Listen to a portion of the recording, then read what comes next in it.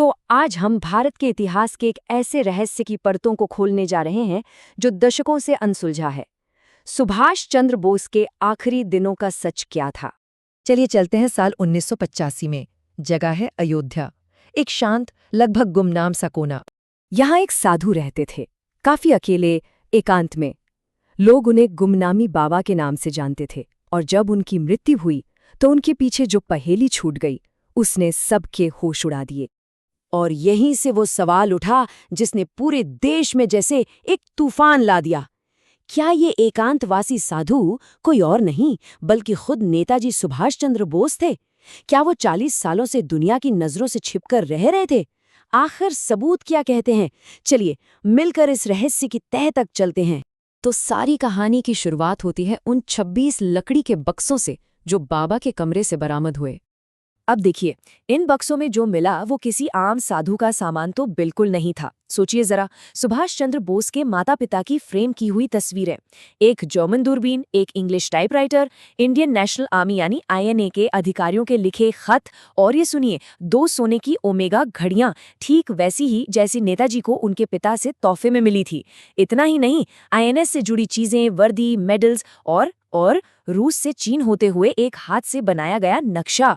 ये सब किस तरफ इशारा कर रहा था? बस इन चीजों के मिलते ही एक जबरदस्त बहस छिड़ गई। एक पक्ष का मानना था कि गुमनामी बाबा ही नेताजी थे, और ये सिर्फ हवाई बातें नहीं थीं, उनके पास अपने दावे को पुख्ता करने के लिए कई वजहें थीं। तो ये दावा कितना मजबूत था, जरा सोचिए। अतुल सेन, एक पूर्व विधायक जो बोस को पर्सनली जानते थे, उन्होंने 1960 के दशक में सीधे प्रधानमंत्री को एक खत लिखा, और उस खत में क्या था? उन्होंने दावा किया था कि वो नेताजी से मिल चुके हैं, जो एक साधु के भेष में रह रहे हैं।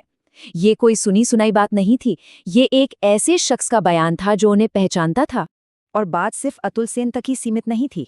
नेताजी की एक बहुत करीबी सहयोगी थी क्रांतिकारी लीला रॉय। उनके समेत कई और लोग भी उस रहस्यमयी साधु से मिले थे। और जानते हैं, उन सबको पूरा यकीन हो गया था कि पर्दे के पीछे जो शख्स है वो कोई और नहीं बल्कि उनका अपना लीडर नेताजी ही है। अब ये मामला सिर्फ मुलाकातों और दावों तक नहीं रुका। जब फोरेंसिक जांच शुरू हुई तो चीजें और भी उलझ गईं। देखिए, भारत के top handwriting expert B Lal Kapoor और एक अमेरिकन एक्सपर्ट कर्ट बैगेट, दोनों की रिपोर्ट आई।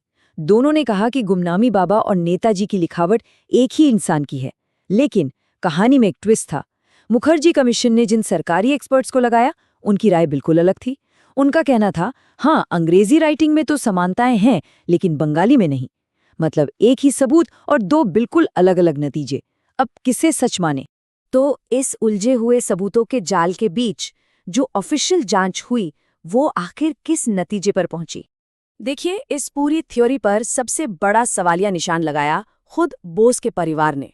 उनके पड़पोते चंद्र कुमार बोस ने तो इसे सिरे से खारिज कर दिया, बल्कि उन्होंने यहां तक कह दिया कि बिना किसी सबूत के गुमनामी बाबा को नेताजी कहना एक आपराधिक काम है। और फिर आया सबसे बड़ा साइंटिफिक सबूत, डीएनए टेस्ट। गुमनामी बाबा के सामान से मिले कुछ दांतों का डीएनए टेस्ट हुआ। नतीजा, बोस के परिवार वालों के डीएनए से कोई मैच नहीं। तो केस यही खत्म हो जाना चाहिए था, है ना? लेकिन नहीं, यहीं पर कहानी में एक और मोड़ आता है। कई डीएनए एक्सपर्ट्स ने इस टेस्ट के तरीके पर ही सवाल खड़े कर दिए, और जब पूरी रॉ डेटा रिपोर्ट मांगी गई तो राष्ट्रीय सुरक्षा का हवाला देकर उसे देने से इनकार कर दिया गया।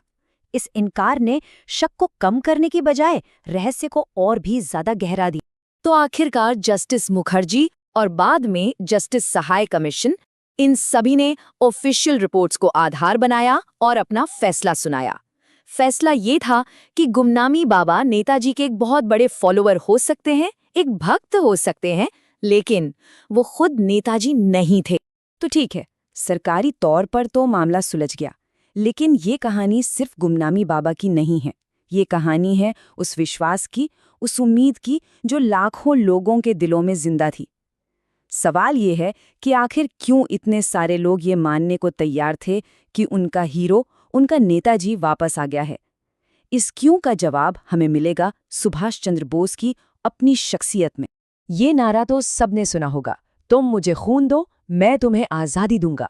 ये सिर्फ एक नारा नहीं था, ये बोस के इरादों का, उनके जुनून का ऐलान था। एक ऐसा लीडर जो आज़ादी के लिए किसी भी हद तक जाने को तैयार था। उनकी पूरी जिंदगी ही मतलब असाधारण थी। जरा सोचिए, उस जमाने में आईसीएस यानी इंडियन सिविल सर्विस की सबसे बड़ी नौकरी को लात मारकर वो आज़ादी की लड़ाई में कूद पड़े। गांधी जी के साथ जब विचारों का टकराव हुआ तो बिना एक पल सोचे कांग्रेस अध्यक्ष का पद छोड़ दिया, और फिर सेकेंड वर्ल्ड वॉर के दौरान उन्होंने वो कर दिखाया जिसकी किसी ने कल्पना भी नहीं की थी। अंग्रेजों से लोहा लेने के लिए जर्मनी और जापान से हाथ मिला लिया और खड़ी कर दी आज़ाद हिंद फौज। और फिर अचानक 1945 में खबर आती है कि वो नहीं रहे। लेकिन उस प्लेन क्रैश का कोई ठोस सबूत कभी सामने नहीं आया। न कोई बॉडी मिली, न कोई तस्वीर। और बस यहीं से शुरू हुआ वो सवाल, वो रहस्य जो आज भी हमारे बीच जिंदा है। तो देखिए, वक्त गुजरता गया, गुमनामी बाबा का राज तो राज ही रहा, लेकिन भारत अपने इस सबसे बड़े नायकों में से एक को कभी भूला नहीं। इलाहाबाद हाईकोर्ट ने गुमनामी बाबा के सम्मान को राष्ट्रीय संपत्ति तो घोषित कर दिया, लेकिन उनकी पहचान का सवाल वो आज भी वहीं का वहीं खड़ा है। और एक तरफ जहां ये रहस्य चल रहा था, वहीं दूसरी तरफ दिल्ली के बिल्कुल दिल में इंडिया गेट पर एक और कहानी आकार ले रही थी। ये कहानी थी एक खाली छतरी की। पहले यहां ब्रिटिश राजा जॉर्ज पंचम की मूर्ति हुआ करती थी। 1968 में उसे हटा दिया गया और उसके बाद 50 से भी ज्यादा साल तक वो आलीशान छतरी बिल्कुल खाली रही, मानो किसी सही हकदार का इंतजार कर रही। और फिर साल आया 2022। आखिरकार वो लंबा इंतजार खत्म हुआ। उस खाली जगह को भरने के लिए एक नायक को चुना गया, और वो नायक कोई और नहीं, सुभाष चंद्र बोस थे। आज उसी छतरी के नीचे ग्रेनाइट से बनी नेताजी की 28 फुट ऊंची एक शानदार मूर्ति खड़ी है। तो ये एक अजीब सा लेकिन दिलचस्प विरोधाभास है ना? एक तरफ देश उन्हें अपना सबसे बड़ा सम्मान दे रहा है, और दूसरी तरफ उनके जीवन के आखिरी सालों का रहस्य आज भी अनसुलझा है। ये हमें एक बहुत बड़े सवाल के साथ छोड़ जाता है। कोई भी देश अपने एक ऐसे हीरो को आखिर कैसे याद करे जिसकी कहानी का आखिरी चैप्टर आज तक लिखा ही नहीं गया।